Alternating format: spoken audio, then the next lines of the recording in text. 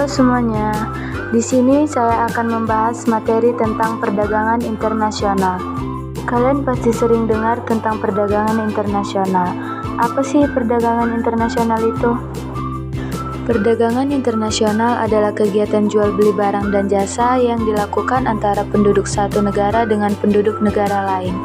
Kegiatan ini melibatkan ekspor, penjualan barang ke luar negeri, dan impor pembelian barang dari luar negeri. Kemudian, di sini kita akan membahas tujuan perdagangan internasional.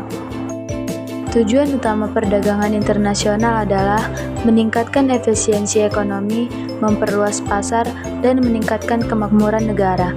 Perdagangan internasional juga bertujuan untuk memenuhi kebutuhan yang tidak dapat dipenuhi secara domestik, mempromosikan transfer teknologi, dan mempercepat hubungan antar negara. Kemudian, di sini kita akan membahas manfaat perdagangan internasional. Perdagangan internasional menawarkan banyak manfaat, baik bagi negara maupun konsumen. Beberapa manfaat utama meliputi peningkatan efisiensi, memperluas pasar, membuka peluang kerja, dan transfer teknologi. Selain itu, perdagangan internasional dapat meningkatkan pendapatan negara, meningkatkan kualitas produk, dan meningkatkan hubungan bilateral dan multilateral antara negara-negara.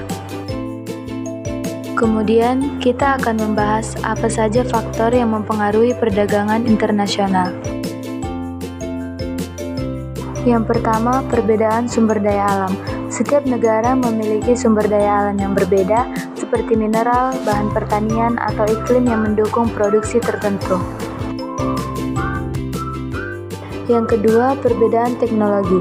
Perbedaan dalam tingkat teknologi antar negara menyebabkan adanya kebutuhan untuk bertukar pengetahuan, keterampilan, dan barang hasil teknologi. Yang ketiga, perbedaan selera dan kebutuhan. Selera dan kebutuhan konsumen di setiap negara berbeda, sehingga mendorong perdagangan untuk memenuhi permintaan pasar yang beragam. Yang keempat, kebutuhan meningkatkan pendapatan dan memperluas pasar. Perdagangan internasional membuka peluang bagi negara untuk meningkatkan pendapatan melalui ekspor dan memperluas pasar penjualan. Yang kelima, kemajuan transportasi dan infrastruktur.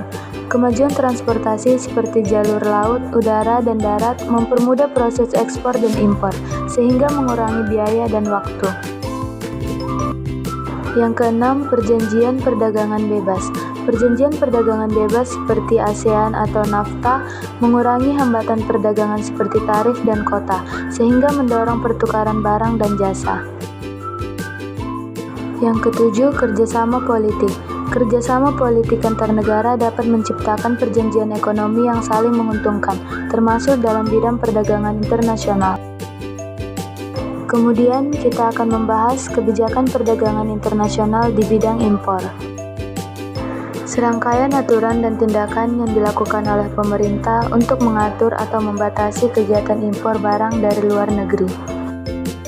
Beberapa kebijakan impor yang umum diterapkan meliputi 1. Kota impor, 2. Bea masuk atau tarif, 3. Larangan impor, 4. Subsidi, 5. Standar produk, 6. Pengendalian devisa, 7. Kebijakan perdagangan bebas, 8. Devaluasi, 9. Pengendalian ekspor sukarela.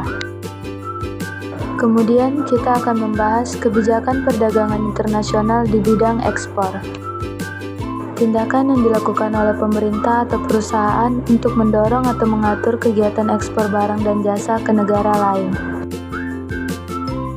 Berikut adalah beberapa contoh kebijakan perdagangan internasional di bidang ekspor. 1. Subsidi ekspor, 2. Larangan ekspor, 3. Diskriminasi harga, 4. Kebijakan perdagangan bebas, 5. Dumping, 6. Peningkatan promosi dagang di luar negeri, 7. Diversifikasi ekspor, 8. Meningkatkan kualitas sumber daya manusia, 9. Mengadakan perjanjian kerjasama ekonomi internasional, 10. Meningkatkan infrastruktur. Kemudian kita akan membahas contoh larangan impor.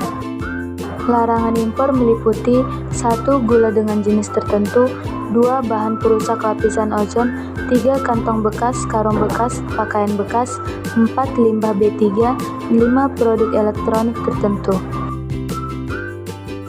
Kemudian yang terakhir, contoh larangan ekspor. Larangan ekspor meliputi 1. Barang kehutanan, 2. Barang pertanian, 3. Pupuk subsidi, 4. Barang pertambangan, 5. Barang cagar budaya, 6. CPO dan turunan, 7. Rumput laut. Sekian pembahasan kali ini, semoga kalian bisa memahaminya. Terima kasih.